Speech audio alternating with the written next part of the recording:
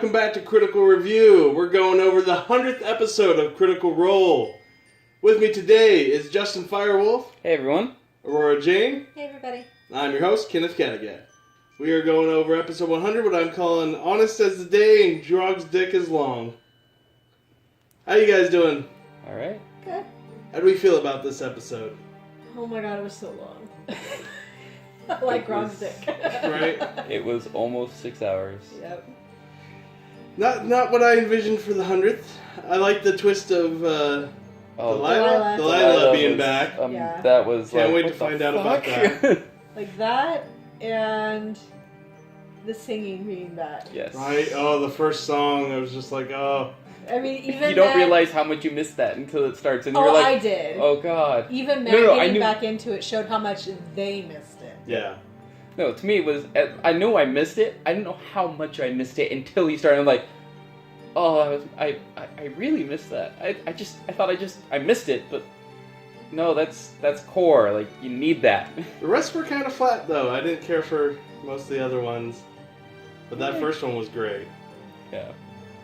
They were cracking up. What was the reference? The poem for Saren Ray. I didn't they all started dying. It was, what is it? I don't remember.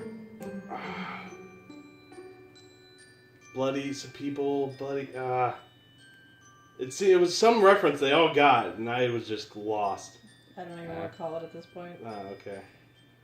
Most likely it's just a pun that was making, like, one thing Sam was making puns all throughout the night. I don't know if you guys caught half of them.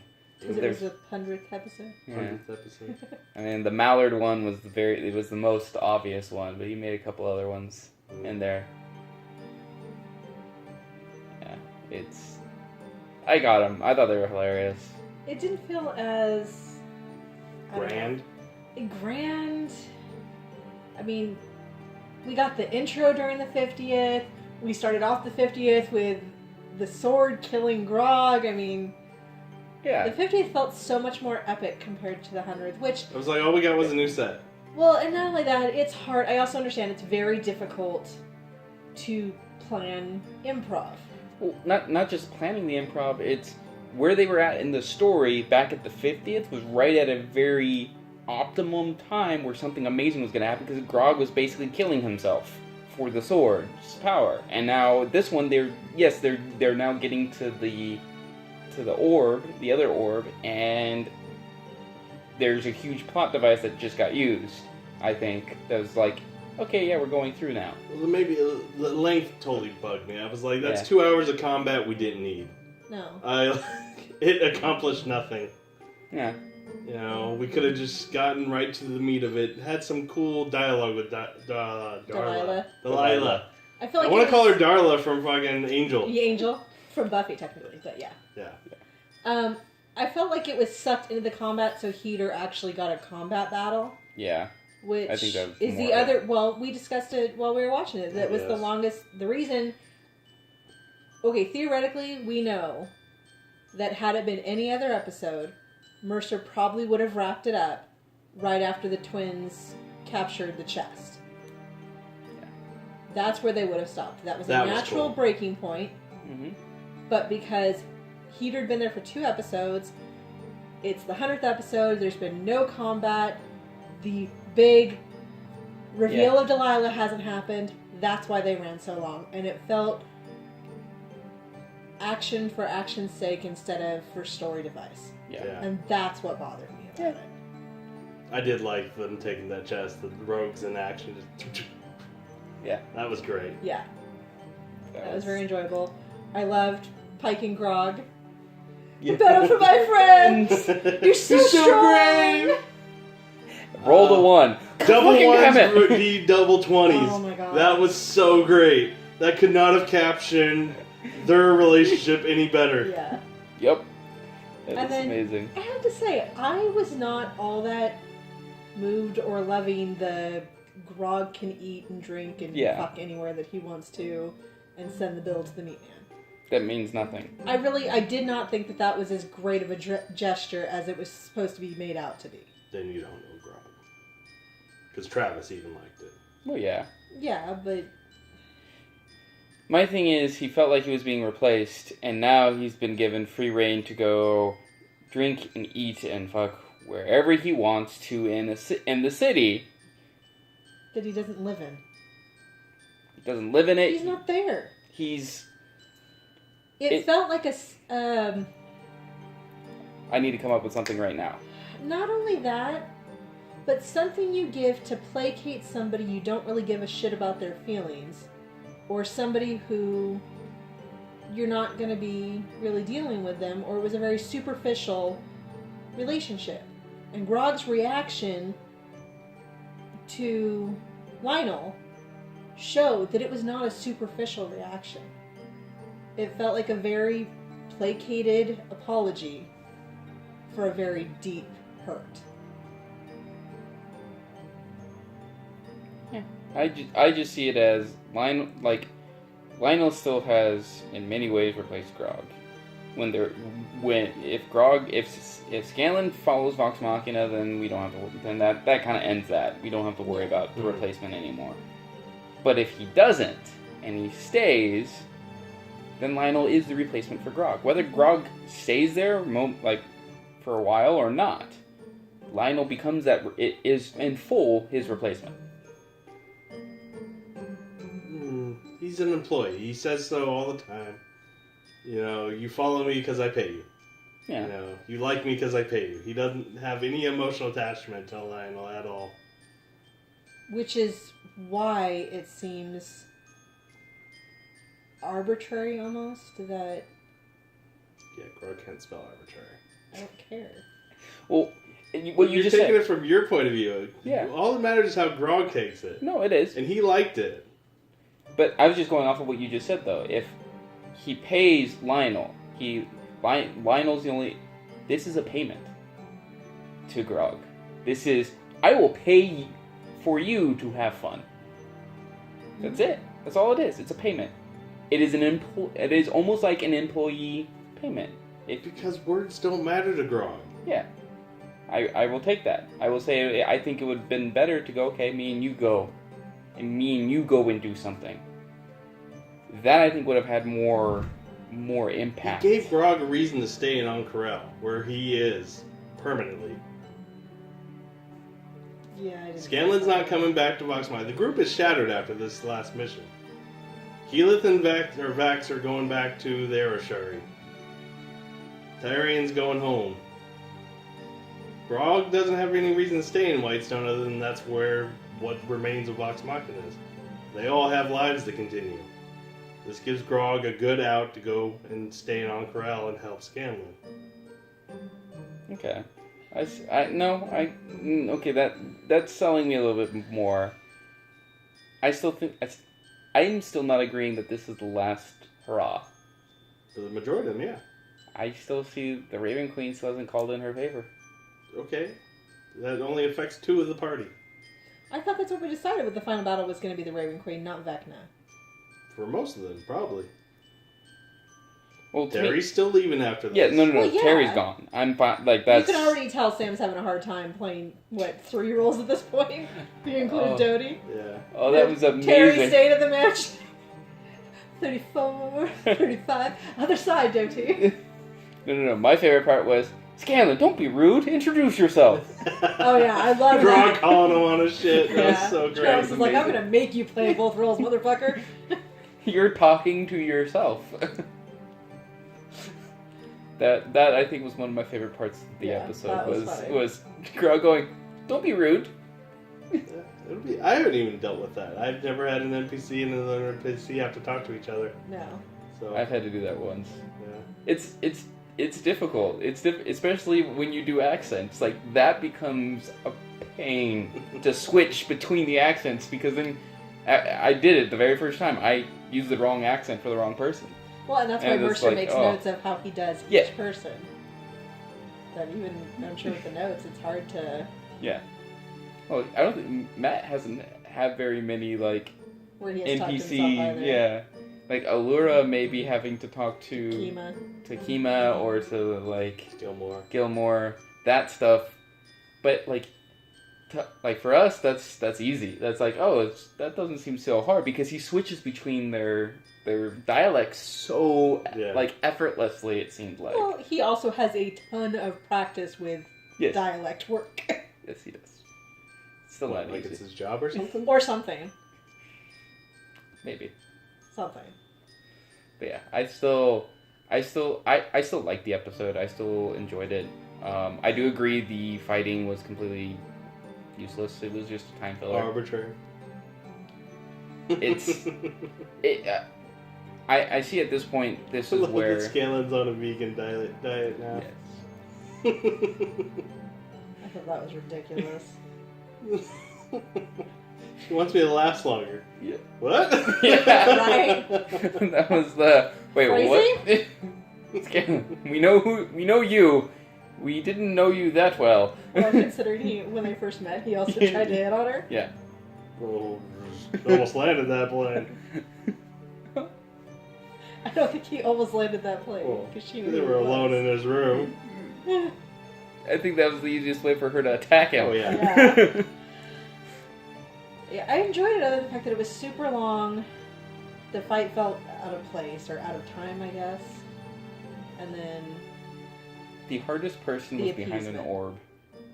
That the most difficult person was behind a orb they were not supposed to get behind, be able to get around, and they were just supposed to deal with the little guys. Why? Just so Heater gets a battle? Like... That and to me, it's not just To make sure that he can open it this time. Yeah. You know, last time he was so disappointed they stopped him. Oh. Yeah. So he made sure there's a dome around, you can't see shit. It's opening, damn it. Yeah. And even then, it really technically didn't open. Didn't it? It's a doorway now. It was a door. The other one's a No, doorway. you have to have the amulet to get through it, otherwise basically you'll be crushed. That's what the death person at the end that Mike was talking to was saying. Yeah, there's an orb. There's a. No, I didn't catch that. Because they asked if the door was closed to them, and I thought it was a girl. Anyways, the person they brought back to life said you basically have to have the stone and the amulet to go through unscathed, or have like a super high constitution. Is what she said. Or be super lucky. Yeah. Like the endurance. I was saying because they were talking about going through right now. Yes. So they just were going to chance it? That's what it sounds like. Oh, wow. Or they know what plane it's on. Well, yeah, they know shifts it's to the abyssal plane, don't they? Yeah, I think so. I thought that had been established. That was just a Mercer slip. Maybe. But to me, that's. So I know I made a note of that shift. one of the previous episodes. Yeah, I was like, I feel like that was noted. Mercer slip that Vecna's in the abyssal plane or something. Yeah. Well, I think that was like a history or I think history role when for Percy. Vex was, I thought it was when Vex was reading the books. Maybe Vex. Mm. But still, to me, it's just the plane shift right there. Plane shifts. Okay, you're right there on the other side of the orb. Yeah. And now in the abyssal plane. Okay. Not a big. Well, it's, yeah, because Keyleth can plane shift. I mean, 7th level spell though, and she's used it already. They'd have to rest. well, I think they need to rest anyways and get healing potions. Now they're going to find that guy they sent through, though, all mangled and crushed.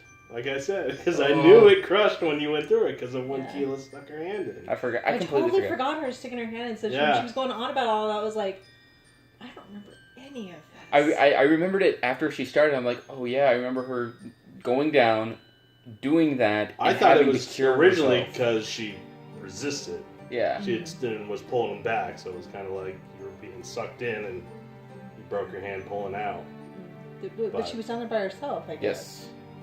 Yeah, I don't remember her sneaking down. I And thought then it was she- during that battle she had made it up by herself. And then she No. healed herself, I guess. It was later on after they had saved Whitestone. I can't remember when, like where Sometime exactly. during Warner's Crest. I think it was Somewhere After. in between that and Briar's, the fight. Well, it was after Briar's. Oh yeah, in between Yeah. that fight and then Yeah, and she went she in. had gone in there and stuck her hand in the orb to see what would happen, and almost sucked her in. Yeah. She broke her hand, I think. Mm-hmm. Remember She there said being it- fan art of it. Yeah, I think they said something like people were saying it turned it black, but no, I thought No, it was just there was broke a it. joke about it. Doubled her hand. Yeah, because she had mangled her hand or something. Yeah, she hit cure I wounds could on have sworn herself. she wasn't alone though. No, I'm pretty sure she was. She went there late at night. Like I said, I totally don't even recall it, so. Yeah. Hmm. No, my thing is again though, Keyleth could have easily dealt with the 9th level spell by turning into a beholder. Right? Just Stop turning into dragons, Marisha. It's not. Look up other things. Stop trying to make dragons happen. It's not going to happen. They're not fetch. No. I mean, because that ninth level spell, I don't even know what the hell that is. I don't know. You might have made it up. Prismatic sphere. I'm thinking that might be what it is, but still, that is. Prismatic sphere and a prismatic sphere do Like, not 'cause cancel out each other. When Scanlan tried to teleport through and he started making him do the layer, that sounded familiar of something I've read before. It's chromatic orb, Okay. and that's I thought Orb just picks one though at random.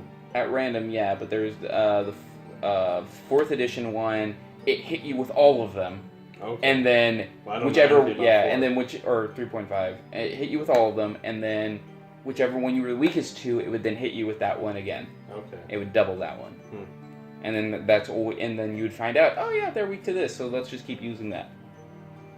But yeah, I didn't know about an area like a protection spell. So that's basically what it is. It's a protection spell. It's hey, set this up. You're not getting through unless you can counter it, and good luck countering it.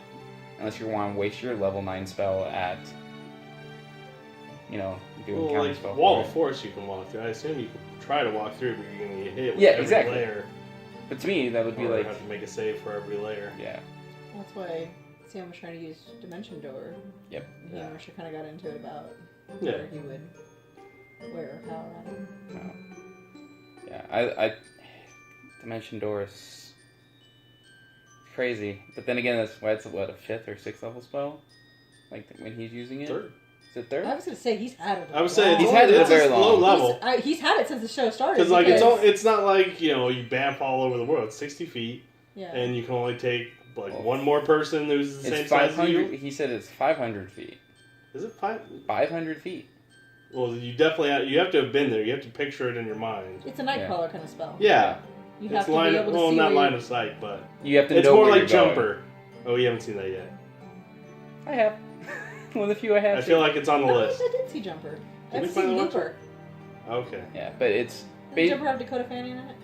No, that's Push. Oh, okay. I saw Push is awesome. Wait. Push, Jumper, and not Looper. Push and Jumper would make a great crossover. But yeah, it's... Anyway. It's very... We digress. It's very...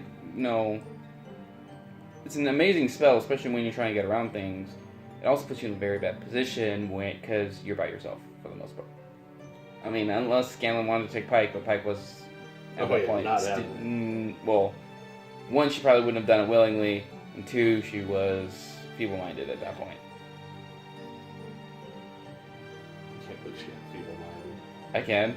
That No one sucks in so that bad. no one in that group has high end. No one. Not even Percy. Percy has a 14, I think. Really? That's it. He does not. No one has a high int. Not a single one. There's really no point. No, there isn't. Like even I'm trying to work it out. I've read certain things to try to make intelligence important in D&D, and it's hard.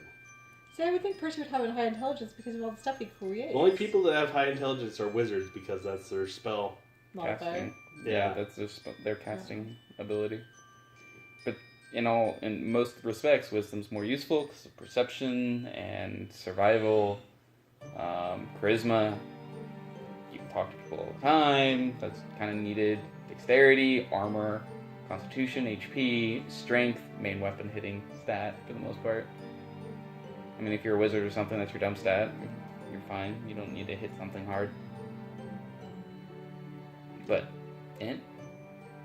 insight, history, religion, investigation. Kind of it. Just one person. I'm not to look that up.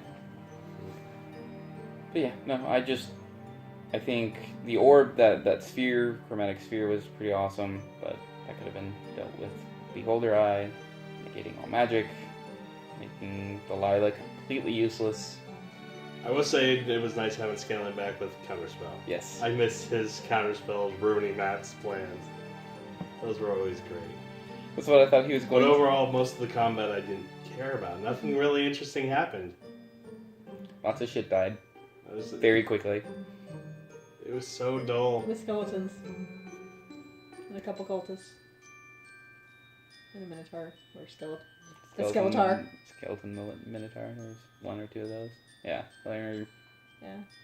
Level 3s can deal with skeleton Minotaurs. Like I said, it was a battle for Heater to have combat. Yep. I agree. It was boring. Yeah. I didn't enjoy most of the episode, to be honest. I mean, it felt like a lot of just talking. Nothing even important. Stuff we've already gone over with him apologizing, and it's just like... It was very underwhelming for the 100th episode. Yeah. And like, aside from the Slayer's Cake commercial... I want a cupcake apron. I wanted a new intro. I wanted... You wanted Terry. I wanted some type of retrospective, at least. I wanted something... Yeah. I mean, I think I much rather would have had that at the retrospective to have happened at the year mark, when they skipped the year. That's when they would have done it, because it's like, okay, where were they before? Where are they now? And what's changed? I think that would be amazing. I think that would be kind of like, okay, you get to really see character development, like start character development. I did enjoy seeing Lionel try to use the sentry, trying to get through the tree. Oh yes, with poor Sam. Poor Sam. It was funny. It was hilarious. I don't know. I didn't find Heater that funny this time. I think it was the novelty of it the first time. Yeah. I don't even know if he really wanted to be back. Well, he seemed way more just there this time. It felt like the same, which it's hard to super judge it because IRL, the issues that were going on in the 99th would have continued through the 100th and maybe longer. When you're doing a show, continuing of the same issue gets boring. We just did Grog feeling like Lionel was his replacement, and Grog and Pike being mad at Scanlan. We just did all that in 99, and it just fully continued through. Lionel showing up Grog. I mean, even with the roles, the 20, which is awesome. Like, it worked well with the dynamic, but it was a dead horse. They continued to get beat. It's the same thing we were dealing with in 99. We continue dealing with through 100. Well, hopefully next week will be super amazing, because that'll actually be the real 100th episode. That's true.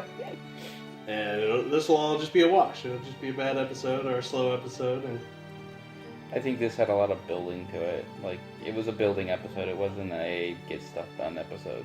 That's how I was taking it anyways. Yeah. So as we get there, we find out what the hell is going on, and then we do something about it. And we do this. We're doing something about it. It happens next episode, because that's all we can do. And it's weird how little happened for how long it was. Because it was like, okay, they met with Kaylee. That's what I mean. There was so much time wasted. Boring and nothing. And then they cloud up there, and they find... Like, they wasted so much time on which door to take. Talking to the ducks and talking to the earth, and the duck was actually pretty funny. Well, I'm not saying it wasn't, but I'm just saying there was it waddles off to die of dehydration. It's in the desert. Yeah, I thought that was great, but it was just like, come on. Yeah. Too much talking about nothing. Yeah. I mean, we also saw a little bit more like Scanlan's development, like what he's gone through, because. We heard about his year, but his year in 99 was, we did that. We went here and then we did this thing.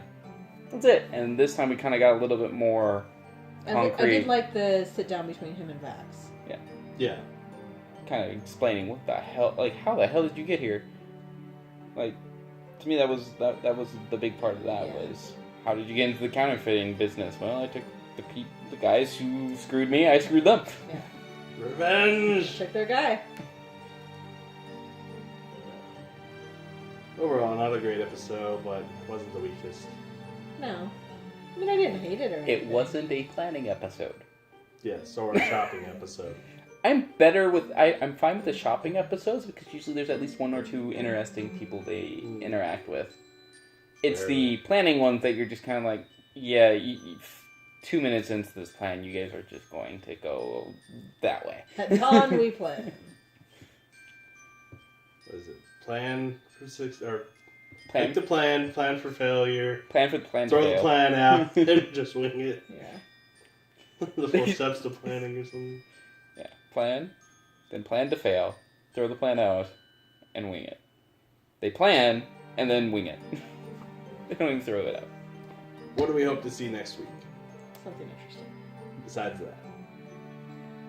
I want to know how the fuck did Delilah get back to life? Are we jumping straight to Vecna, though? Should we I don't think so. I think explore the Abyssal Plane a little bit before we I don't get even to think it? it's that. I think there's going to be a lot of Delilah interaction. Okay, because we do seem like we're on a clock with Ashley now. We She are. made it sound like we have 2 weeks left of her. Or 3. 3, I think she 3 said. weeks, yeah. So, I do kind of want things to move quickly, Well, but not feel rushed. We'll see, and that's the catch-22, because like that was the other thing I was thinking was in the 50th episode, I don't think they planned for Grog to die. Oh, no, No. of course not. And you know, Although it is so all they were building scripted it up. and, they weren't. yeah, they building have up great to writers something. who plan everything. They had just finished something. That's where the 50th started. They just finished, and it rolled well and was a great episode. And that's the hard part about the improv is you can't control where it's going. Yeah. So, as awesome as it is to have a 100th episode, it really is no different than any other episode because it's not planned. You can plan your giveaways. You can plan for something great's coming up, but you can't guarantee you get there. And you can't guarantee it happens. And you can't guarantee it's going to happen the way you're wanting it to happen. The only other... And that's the hardest part for all of us to accept as well. It's just because it's a 100th episode, in reality, doesn't mean anything. It's just another step on the journey. That's all it is. Just another chapter. Well, it's like, even this episode, man, I had to say like 3 times, okay, guys, what are we doing? Yeah. It's like, get on that faster. Don't let them just spiral down. No, next episode, they're going for the Abyssal Plane. Don't be afraid to give them intel. Like, that's where intelligence could come in. Start giving them some maps in their head. We all love the whispers. Yeah. Let them start making intelligence checks so we can get the ball rolling faster. Yeah. Instead of having to figure it out. Well, and that's supposedly the other part of this is their world. I know, but they're also level 17s. They're smart enough to know what to do. It's their drivers that are paranoid and scared. It's like To me, that also goes with the character. Vex set off the death ray trap thing. Yeah. He made a subtle thing that it's blackened now. It's like, come on, you could have told them more that it's, Use that. single use, from your recollection of how these things work. Yeah. One little check could have cut out 20 minutes of them debating on which way to go because there's a death ray on that one. Yeah. I mean... Yeah. I see next episode going Abyssal Plane and finding out what the fuck is going on there. Because I have a feeling it's not just Delilah and the cultists who are there. I have a feeling they'll find a bunch of other people there too. I'm guessing there's not 2 orbs. I'm guessing there are far more. Oh yeah, Oh I'm yeah. sure. I thought they kind of alluded to that. I was expecting like 5 or 6 total. Okay. I don't know about orbs, but there's definitely at least a dozen ziggurats. Yeah, well, Entrance points, regardless. Yeah. So Colts don't usually have one cell. yeah. And finding out why were they throwing things through? Because if it's not to power the orb, to use this gateway, because they just walk through it, why did they throw their stuff through? What was the point? I feel like it does power it though. I'm gonna say feeding it. I was like, Yeah. I feel like that's what went wrong last time is they weren't able to feed it enough to open it. Yeah. Okay. I feel like it has to consume enough power for it to open wide enough for Vecta to come through. Like a And- matter displacement thing, And them going through doesn't feed it. It's just them passing through. Well, if they Yeah. didn't open it, it would feed. Well, they have the stones. The stones would let them through. Yeah. It lets it act as the gate, probably use a little bit of the power. That would make more sense. But yeah, I just see Abyssal Plane, them figuring out, okay, this is what's going on. We need to get to that tower because that's where Vecna is, and we have to end this. And now we have two more episodes of them. One getting to the tower. Second, and the last one would be getting to the tower. That's how I see it playing out. Just keep wondering how all these powerful beings get stuck on other planes when it seems to not be Pesky all that adventurers. difficult to get to the other planes. Like, for me, Banishment, usually. not just banishment, like Thordak, you have a tie. A physical tie to that realm. Imprisonment. Right. So like with Vecna, I can see it as they have to carry an object that can't be used magically. So you can't take this thing magically and planar shift to. Let's say not all creatures can plane shift. You know? But even having like an underling who could, he could then technically That's what I plane mean. shift. Yeah. I guess it depends on the size of Vecna. Maybe. I was just thinking, yeah, you have a collar, something attached to the creature that, or the celestial, whatever it is, that it can't plane shift. That's just in it. Can't plane shift. However, you make a door that can cross things. It's now walking. It is not magic. I feel like there's story elements that you're just poking holes in. Yeah. Like it doesn't matter. What if He's I just trapped said, there. I wonder. I didn't say in the whole realm of D&D. I just said, I wonder. Because that's the way the story works.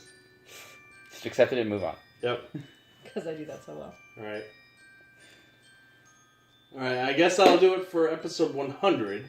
I would like to take a moment and do our own little retrospective and thank the cast and crew of Critical Role for giving us 100 amazing episodes. Yes. Without you, there's no us, and without us, there's no you, so it's always a give and take. But we love your show, and we love talking about it, and we hope to keep growing with you. I wanted to go over what's your guys' favorite all-time moment in the 100 episodes we've had. What's like when you think Critical Role? What is Critical Role to you? What moment jumps out at you? Grog in the toilet. Right, Percy and your soul is forfeit. right. Yeah, I like that one too. I noticed they seem to send it right around the Craven Edge era. The Briarwoods were my favorite storyline. It was a great storyline. That was when I got sucked in. That's when it's Thursday night. I'm watching Critical Role. Like, I don't know what else is going on. Also, technically the Briarwoods aren't over yet. But it's a different... Yeah. Actually, Briarwoods are over. Jenga, I mean, Yeah. invention of that, sneaking around the castle. Oh, yeah. So many great moments back then. Oh yeah. There's... I even loved Kavarn. I loved Clarota. I was so bummed that he had to go back to the dark side. Yeah, that did suck. I was hoping that they had made an ally, so the fact that he went back to his, It's a problem with hive minds. Yeah. Never a good idea. Hint, hint. Current events. No, a lot of the Scanlan singing. There's just a lot. Like 230 songs in 100 episodes. Yeah. 2 elves and a human in a bathtub. Oh my god, yes. Laura opening the door for Percy naked. I think my favorite Scanlan song is still the I get knocked down, but I get up again. No one's ever gonna keep me down. I get knocked down again. No one's ever gonna keep me down. Nope. He did that twice in the fight in Amon when they fought the wyverns. Yeah. We should steal a skyship. All the Jefferson Starship references of we built this city. Yep. Those are good.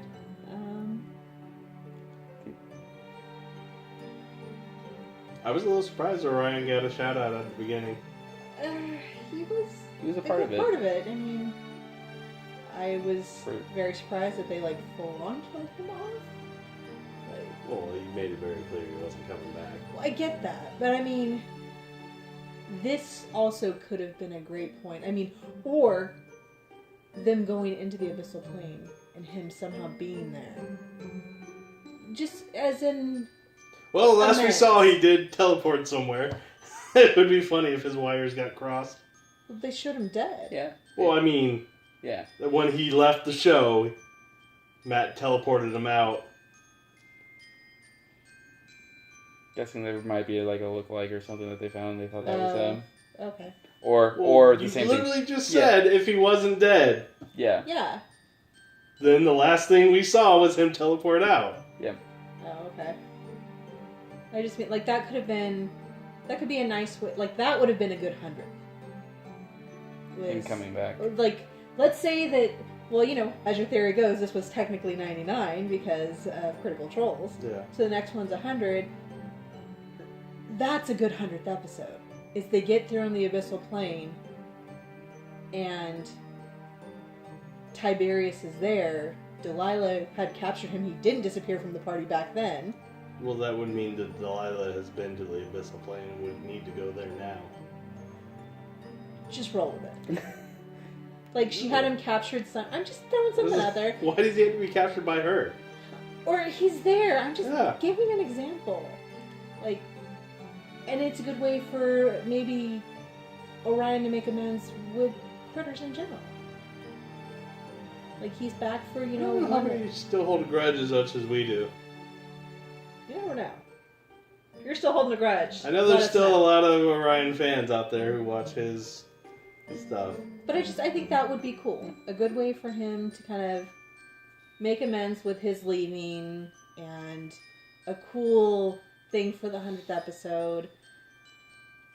It's a nice gateway. It's a nice, pretty little package, in my opinion. Something cool should have happened. Hopefully something cool still will. But yeah. Any other moments you want to reminisce about? Good thoughts to prepare us with beforehand. Nah. On the fly, as always. I don't have much else that I can think of. There's been a lot. I think like Myth Carver, finding out what that does Oh when my it God, when yeah. it actually activated. That was an amazing. I think That'll take forever. Vax dying and actually becoming the Knight of the Raven Queen. That was significant. I mean, that's had a lot of play in the story lately. Mm-hmm. Imagine if he didn't die at that point. Yeah. I guarantee you he would have gone Sarenrae. He would have been a knight, like a paladin of Sarenrae. I don't think his plan was ever to be a paladin. No. No? I think he became a paladin because it fit the story. So I'm going that way.